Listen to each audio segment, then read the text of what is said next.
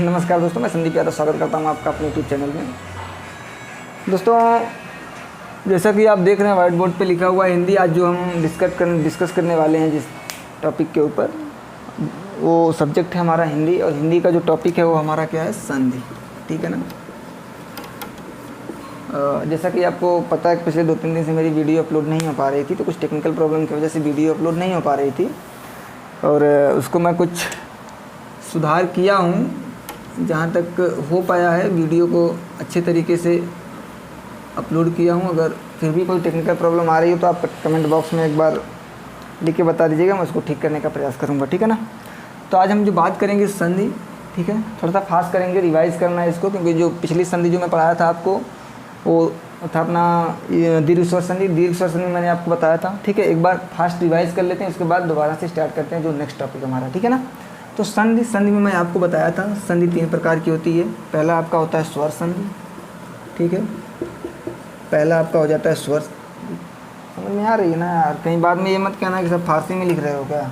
ठीक है, ये देखो हिंदी लिख रहा हूँ। ठीक है, तो कि मैं थोड़ा सा क्या है घसीट के लिखता हूँ, ऐसे एक बार रखता हूँ जो मार्कर को, तो लिख के ही वापस जाता हूँ, तो इसमें क्या है थोड़ा सा, ठीक है ना, ये सब एक में मिल जाता है, तो आप लोगों को लगता है कि मैं किसी और भाषा में लिख रहा हूँ, हालांकि मैं हिंदी में ही लिख रहा हूँ। ठीक है ना। ये है आपका स्वर संधि। दूसरा है आपका व्यंजन संधि, और तीसरा आपका क्या हो जाएगा, विसर्ग संधि। ठीक है ना। ठीक, मैं आपको बताया था स्वर संधि के जो क्या है मुख्य रूप से संधि क्या है, 3 प्रकार की होती है, और अकेले स्वर संधि के कितने, 5 भेद हैं। ठीक, पहला मैं आपको बताया था दीर्घ स्वर संधि, दीर्घ स्वर संधि। दूसरा मैं आपको बताया था गुण स्वर संधि, थोड़ा सा छोटा हो रहा है क्या यार, गुण स्वर संधि। जो तीसरा मैं आपको बताया था, ठीक है, वृद्धि संधि। जो चौथा मैं आपको बताया था यण संधि। ठीक है ना, यण संधि। जो 5वां मैं आपको बताया था आयाधि संधि। ठीक है ना। पहला आपको बताया था दीर्घ स्वर संधि, गुण स्वर संधि, वृद्धि संधि। चौथा बताया था यण संधि, और 5वां बताया था आपको आयाधि संधि। ठीक है, स्क्रीनशॉट ले लीजिए इसको बस एक बार। मैं आपको, ठीक है ना, मैं आपको बताया था दीर्घ स्वर संधि में मैं आपको कुछ फार्मूला लिखवाया था, इसको मैं मिटा ही देता हूँ। ठीक है, दीर्घ स्वर संधि में मैं आपको लिखवाया था कि दीर्घ स्वर संधि में क्या होते हैं, वर्ण हमेशा क्या होते हैं, सजातीय होते हैं। ठीक है, जैसे देखो अ धन अ बराबर आ धन आ बराबर आ। ठीक है, कुछ इस तरीके से मैं आपको बताया था। तो उसमें क्या, जैसे मैं इसका एग्जांपल बताया था, विद्यालय का एग्जांपल लेके बताया था, वो चीज़ें आपको याद होगी। ठीक है ना, ये चीज़ें बताया था मैं दीर्घ स्वर संधि में। अब जो दूसरी टॉपिक अपनी स्टार्ट होने वाली है, वो हमारा टॉपिक जो है वो स्टार्ट होगी क्या, गुण स्वर संधि। ठीक है ना, चलो स्टार्ट करते हैं। ठीक है ना, गुण स्वर संधि। कौन सा टॉपिक अपना स्टार्ट करेंगे,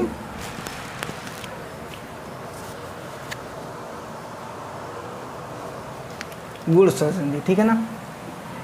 ठीक है, गुण स्वर संधि ये अपन स्टार्ट करेंगे। ठीक है, तो उसमें अपना क्या, दीर्घ स्वर संधि में क्या था, जो वर्ण अपने थे, वर्ण क्या थे, वो अपने जो सजातीय थे, समान थे, एक जैसे थे। ठीक है, इसमें क्या होंगे, वर्ण हमारे क्या होंगे, इसमें वर्ण हमारे इसमें होंगे भिन्न, उसके जो वर्ण होंगे वो भिन्न होंगे। ठीक है ना, अलग अलग कर सकते हैं आप, जो है इसके जो वर्णों का उच्चारण स्थान होगा वो क्या होगा, अलग होगा।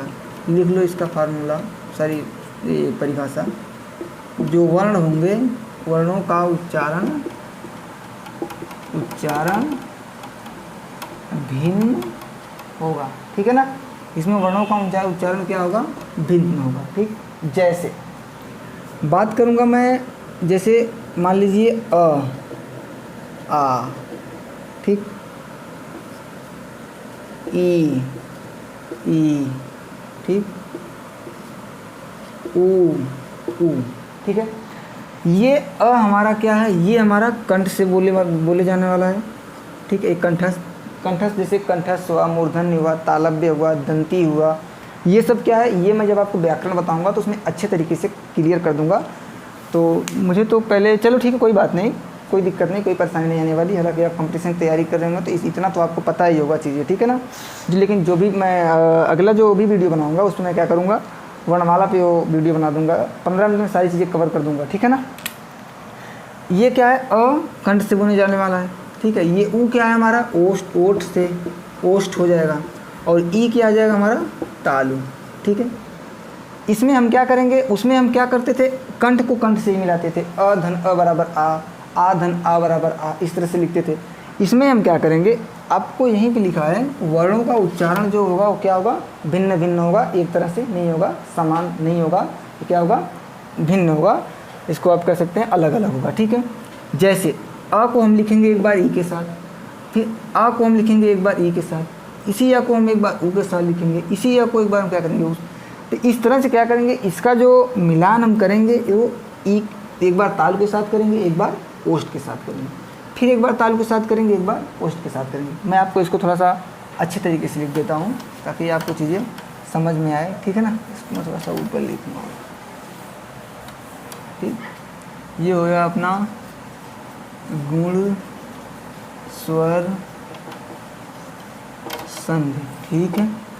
जैसे अ धन ई बराबर ए, आ धन ई बराबर ए। देखो जैसे इसको आप अगर करेंगे तो आई ऐसे नहीं करेंगे, जैसे अ धन ई बराबर, जैसे इसको एक साथ पढ़ो क्या होगा, इसको एक साथ पढ़ना, आई देखो अ ई, ये क्या होगा, अ ई, इस तरह से कुछ आ रहा है तो इसको हम क्या कह सकते हैं, सीधे करेंगे आई।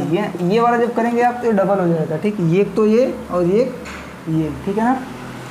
चलो आगे ये इसके साथ करेंगे, फिर एक बार हम क्या करेंगे, अ धन ई बराबर, अ धन ई बराबर क्या हो जाएगा अपना ए, फिर वापस करेंगे अ धन आ धन ई बराबर ई। चलिए ठीक है ना। चलिए ये मैं आपको बताया, एक बार कंठ को क्या करेंगे हम तालु के साथ करेंगे, फिर कंठ को हम क्या करेंगे साथ, कंठ को मूर्धन के साथ करेंगे, ठीक है। यहाँ पे मैं किया जैसे मान लो अ धन ई बराबर, अगर इसको एक साथ पढ़ना हो हमें तो हम क्या पढ़ेंगे, आई, क्या पढ़ेंगे आई, या इसी को हम सीधे लिख दें ए। देखो ए अगर आप लिखोगे ऐसे तो ये डबल मात्रा होगा, ये हमेशा क्या होता है, डबल मात्रा होता है हमेशा। ये जो सिंगल ये लिखते हैं एड़ी वाला, ये ऐनक वाला डबल होता है, एड़ी वाला क्या होता है, ये जो एक लिखते हैं ना अपन, एक हिंदी में जब भी लिखते हैं एक, तो ये अपना क्या है, सिंगल है, ठीक है ना। आपको समझ में आ रहा होगा जहाँ तक मुझे उम्मीद है। तो ये अपना अधन, ये क्या करेंगे, कंठ को तालु के साथ जब वापस करेंगे फिर हमारा क्या हो जाएगा, ये हो जाएगा। मान लो इसी कंठ को हम क्या करेंगे, ओ के साथ कर देंगे, जैसे अधन उ बराबर ओ।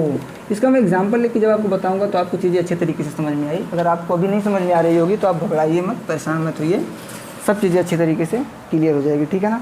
मान लो इसी अ को मैं एक बार कर दूँ ऊ के साथ, वापस से अधन ऊ, सॉरी आ धन ऊ बराबर ओ, फिर वापस इसी को मैं करूँ आ को। मैं क्या कर रहा हूँ उसको आपको समझ में आ रहा होगा जहाँ तक मेरा, मैं कंठ को एक बार मूर्धन के साथ कर रहा हूँ, वापस से उसी कंठ को मैं क्या कर रहा हूँ, तालु के साथ कर रहा हूँ, ठीक है ना। अभी मैं ये जो किया हूँ ऊ क्या है, ओष्ठ से बोले जाना, ये क्या ओष्ठ। ये जो कंठ मूर्धन तालव्य दंत्या ये सब है, मैं जब व्याकरण पढ़ाऊँगा, सॉरी वर्णमाला पढ़ाऊँगा आपको, तो उसमें ये चीज़ें सारी कवर हो जाएगी। इसके मैं इसको पूरा कर दूँ, इसके बाद आप एक स्क्रीनशॉट ले लीजिएगा, ठीक है। फिर करेंगे अपन अधन ऊ बराबर ओ, ठीक है। फिर करेंगे अपन आ धन ऊ बराबर ओ, ठीक है। इसका आप एक बार स्क्रीनशॉट ले लीजिए, ठीक, आपको अच्छे तरीके से दिख रहे हैं। चलिए अब मैं आपको एग्जाम्पल के माध्यम से थोड़ा सा समझाने का प्रयास करूँगा, ठीक है। देखो आप कंपटीशन लेवल की तैयारी कर रहे हैं तो जहाँ तक मेरा मानना है कि आपको ये चीज़ें थोड़ा बहुत पता होगी। अगर आपको देखो वर्णमाला, ठीक है ना, वर्णमाला में अगर चीज़ें समझ में नहीं आ रही तो मैं मान लो क वर्ग अगर करूँ तो क ख ग घ अंग, च वर्ग की बात करूँ तो च छ ज झ इया, ट वर्ग की बात करूँ तो त थ द ध। और इसमें क्या है, क क्या है आपका कंठस्थ है, च क्या है, ट क्या है, ये चीज़ें क्या है, मैं जब वर्णमाला आपको बताऊँगा ना तो ये चीज़ें अच्छी तरीके से आपका क्लियर करवा दूँगा, ठीक है ना। चलो एग्जाम्पल के माध्यम से मैं आपको समझाऊँगा एक बार।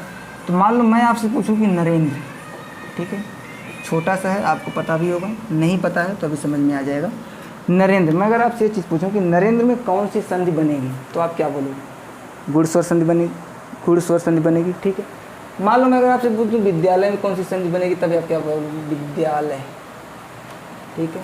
विद्यालय में कौन सी संधि बनेगी, तो आप सीधे कहोगे कि इसमें कौन सी बनेगी? दीर्घ स्वर संधि बनेगी। क्यों? क्योंकि मैं इसके पहले जब गुण स्वर संधि के पहले जब मैं आपको बताया था तो दीर्घ, इसमें मैं आपको बताया था विद्या, इसका जब संधि विच्छेद करेंगे विद्या धन आलय, ठीक है। ये अपना यहाँ पे देखो विद्या में क्या अ अपना साइलेंट है, यहाँ पे अ धन, ये अ मिल जाएगा एक साथ अ, ये दोनों मिलके क्या बन जाएंगे? अ। ये अपना मात्रा निकल के आ जाएगा सीधे, ये वाला मात्रा और ये मात्रा दोनों एक साथ अटैच हो जाएगा और ये क्या हो जाएगा?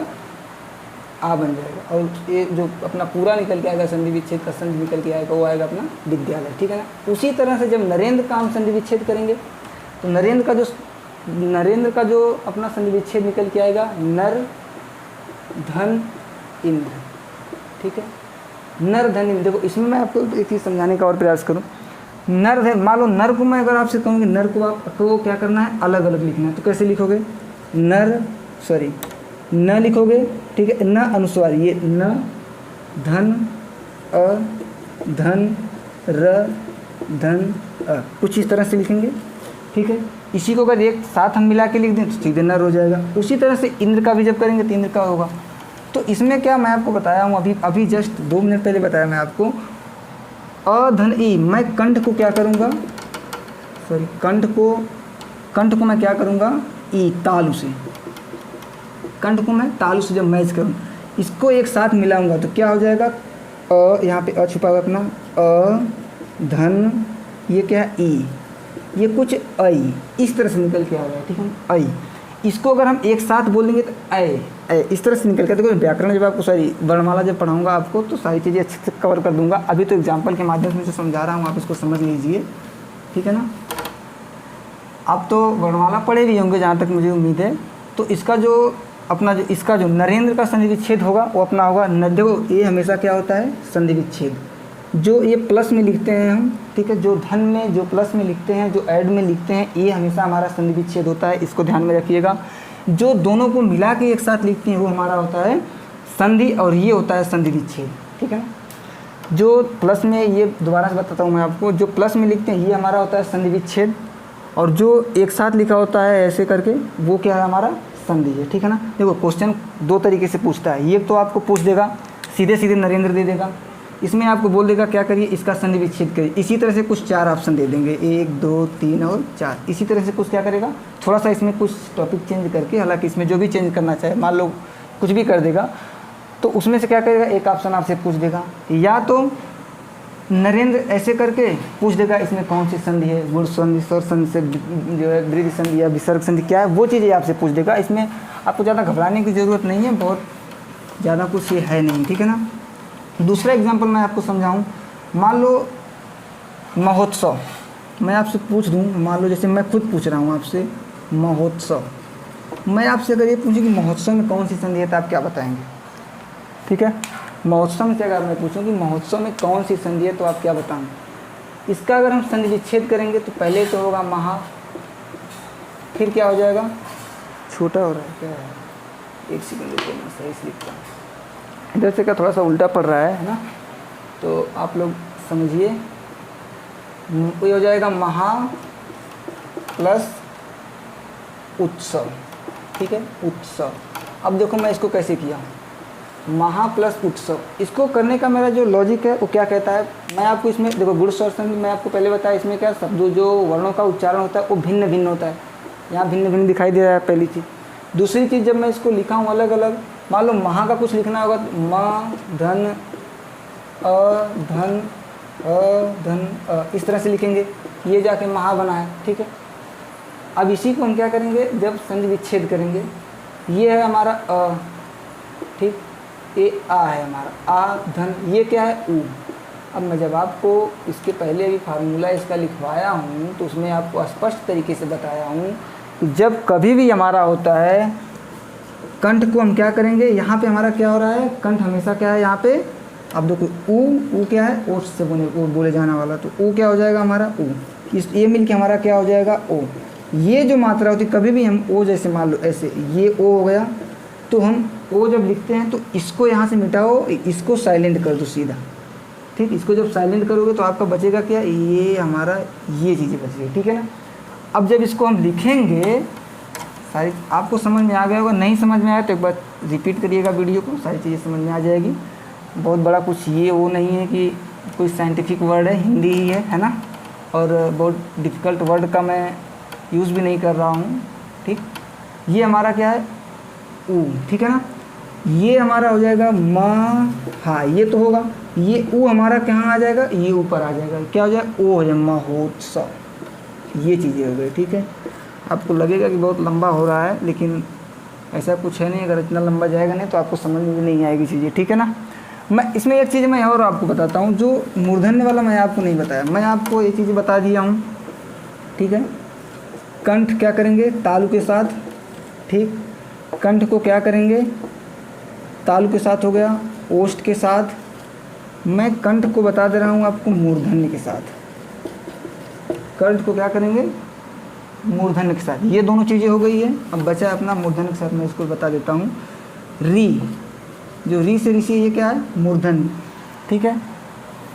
ये जो री बनता है ये किस तरह से बनता है, ठीक है। इसको आप एक सेकेंड, एक इसको करेंगे अ धन र, ये क्या हो जाएगा, ये हो जाएगा अ धन र, ये कर देंगे अर, ठीक है ना। इस तरह से कर सकते हैं इसको।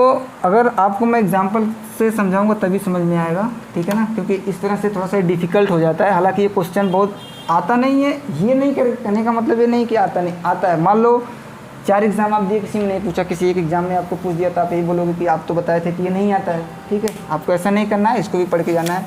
अ धन र बराबर क्या हो जाएगा, अर। अब इसका मैं एग्जाम्पल आपको बता दूँ, जैसे महर्षि, चलो मैं इसका बताऊंगा भी नहीं पूरा, आप देखो महर्षि।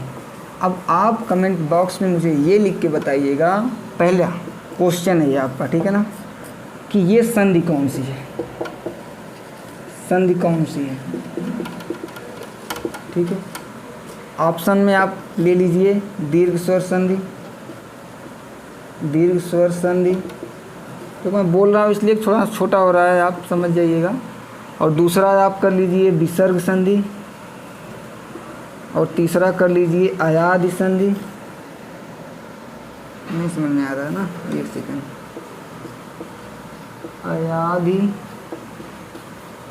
अयादि संधि। और जो चौथा कर लीजिए आप, गुण स्वर संधि, ठीक है ना, गुण स्वर संधि। आपको इन चारों ऑप्शन में ये बताना है कि ये महर्षि में कौन सी संधि है, पहली चीज़। जो दूसरा क्वेश्चन आपको इसमें बताना है वो ये बताना है कि महर्षि का संधि विच्छेद क्या है, संधि महर्षि का जो संधि विच्छेद क्या है, ये कमेंट बॉक्स में आपको लिख के बताना है, ठीक है ना। आई होप आपको वीडियो समझ में अच्छे तरीके से आई होगी, और अगर नहीं भी आई तो आप एक बार दोबारा से रिपीट करके देख लीजिएगा, चीज़ें अच्छी तरीके से समझ में आ जाएगी। मैं पूरा प्रयास किया हूँ आपको समझाने का, फिर भी अगर आपको समझ में नहीं आ रहा है तो आप थोड़ा सा अपने माइंड को एक्टिव कीजिए। और कंपटीशन लेवल की तैयारी कर रहे हैं तो इतना तो आपको जानना ज़रूरी ही है कि ये छोटी छोटी चीज़ें बहुत बड़ी चीज़ें नहीं है। जो मेरा देखो प्लान है, मेरा प्लान ये है कि मैं चाहता हूँ हिंदी का कम से कम 15 से 20 चैप्टर है, ठीक है। इसको मैं सोच रहा हूँ 15 से 20 दिन के अंदर मैं कवर कर दूँ। 20 दिन नहीं तो मान लो 1 महीने लग जाएगा। जो अपना लेखपाल का एग्ज़ाम होने वाला है और शायद ठीक है 2 महीने में होने वाला है, तो मैं सोचता हूँ 15 से 20 दिन में इस हिंदी को कवर कर दूँ। और जो रीजनिंग बचेगी अपनी रीजनिंग को थोड़ा सा खींच दूँगा। तो अगर एक चैप्टर 2 दिन में पढ़ेंगे तो भी 2 महीने में अपना क्या है रीजनिंग भी कवर हो जाएगी, ठीक है।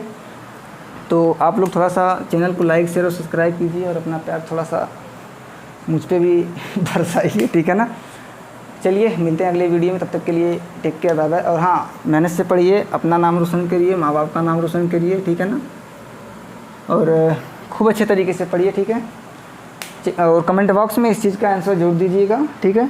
और कुछ अगर दिक्कत परेशानी और हो रही है तो क्या करिए, कमेंट बॉक्स में उसको आप डाल दीजिए कि सर ये दिक्कत आ रही है, ये परेशानी आ रही है। क्या करूँगा मैं उसको अपने तरफ से अच्छे तरीके से ठीक करने का पूरा प्रयास करूँगा, ठीक है। चलिए तब तक के लिए गुड बाय, टेक केयर।